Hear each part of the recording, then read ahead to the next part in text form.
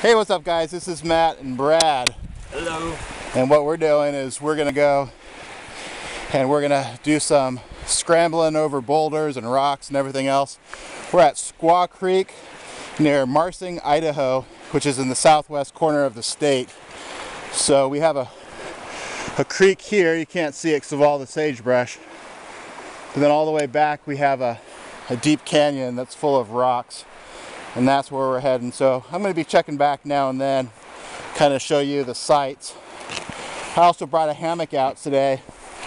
I'm hoping to find at least 2 trees in this desert that I can hang this hammock on, preferably over the creek. So let's see if I can do that. So stay tuned.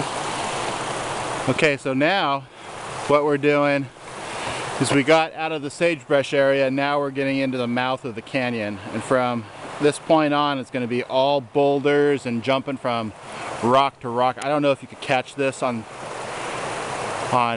film, but there's a bunch of looks like pigeons that are flying in and out of these rocks.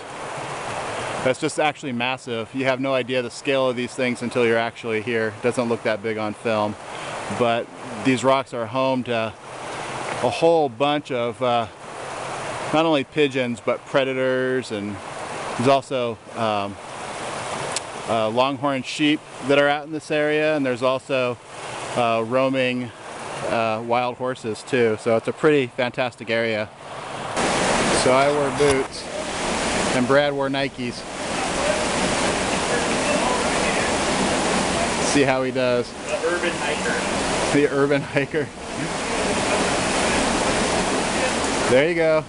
And this final jump, watch your head. There you go, perfect. Nice. All right, onward.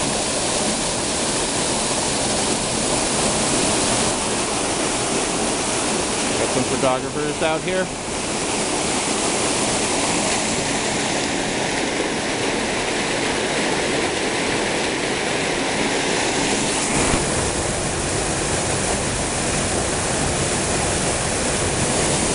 So here we are at the little lagoon.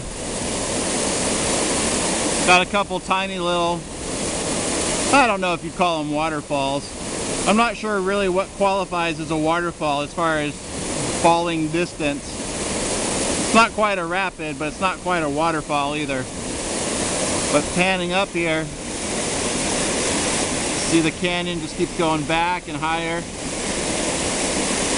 Every now and then you'll see birds of prey up there. It's kind of funny because when you see the pigeons actually will all gang up on the bird of prey and kind of charge it off, try to get it away from their nests. And usually, you know, those hawks will back off. It's kind of funny actually. I think it's more of a game to them. Okay, so now I'm going to be using my D-Power stove that I got, and I have my Stanley cook kit. We're just going to make some coffee, so let me turn this sucker on. Simple as that, guys. Simple as that. So I've got my Stanley cook pot on here, and it's kind of funny where we're at right now. We're actually sitting on a rock right in the middle of the creek. Just a flat rock. So we thought we would cook up some coffee because it's only about maybe 10 o'clock in the morning. So again, this is the Stanley cook kit, and this is the D-Power stove. So you can get the D-Power stove on Amazon.com. I'll leave the link in the description. And you can get the Stanley cook cup pretty much at any Walmart, anywhere. So anyway, okay, so it's been about, I don't know, maybe 2 minutes. I don't want to get this thing to a rolling boil because we're just making coffee, but as you can see, we already have bubbles forming in here. So I'm going to take this off in a second, and we're just going to have some coffee. Yeah, so this is what this trail is. It's just big piles of rocks going from rock to rock to rock, trying to find the best way to get across the creek and back again. So right now I'm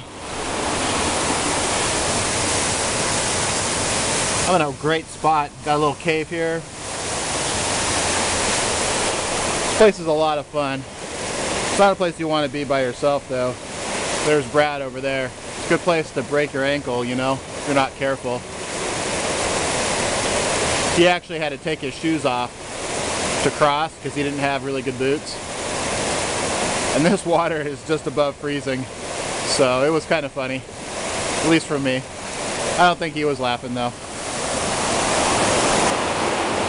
So it's interesting, Brad pointed out, he said, hey, look at those rocks wedged between the crack, the boulders.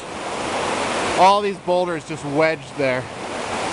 Those boulders are about a couple tons a piece, I would imagine. Imagine if they came loose right now. Yeah, it'd be like my last day on Earth.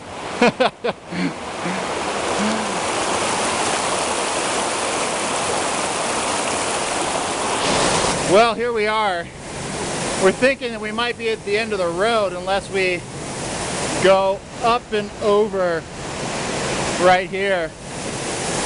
Because here we have like a lagoon area, and unless we strip down and wade in freezing water and climb over a waterfall, I don't think we're getting past this. As far as hanging a hammock, I don't see any place to hang a hammock. I was hoping to get an epic hammock hang here, but I mean, the trees look like this. They're basically shrubs. So, no such luck on the hammock hang. I have a really cool hammock to show you guys. So stay tuned for that on a very near future video. An awesome hammock. But anyway, no luck today. So what we're going to try to do, we're going to try to make it over this, and we'll see if we can. If we can't, then I'm just going to wrap up the video. So hang on for just another couple minutes here. Well, we did some mountain climbing, sort of, and got over that place that we initially thought might not have been passable.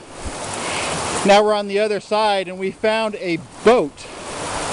How it got here, I have no idea. It must have been from a flood and came in, and here it's stuck. But there you see the numbers on it. And it has a registration tag of 1991. I like to pack out trash.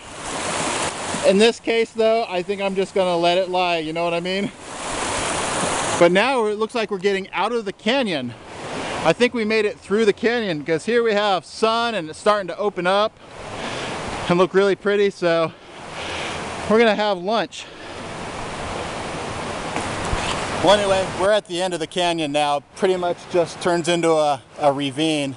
So we're gonna make the way back through the canyon again and do everything that we just did in reverse.